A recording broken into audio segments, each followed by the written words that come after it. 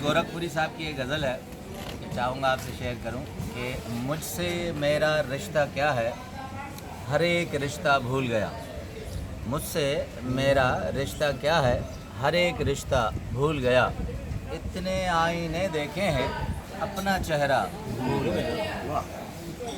प्यासी धरती के होंठों पर मेरा नाम नहीं तो क्या, प्यासी धरती के होंठों पर मेरा नाम नहीं तो क्या, मैं वो बादल का टुकड़ा हूँ जिसको दरिया भूल गया।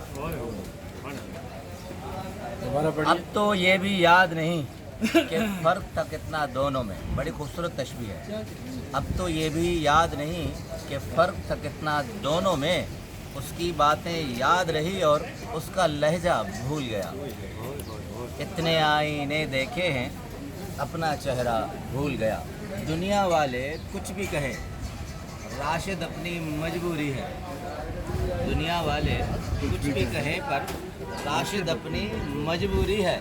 उसकी गली जब याद आई तो घर का रास्ता भूल गया।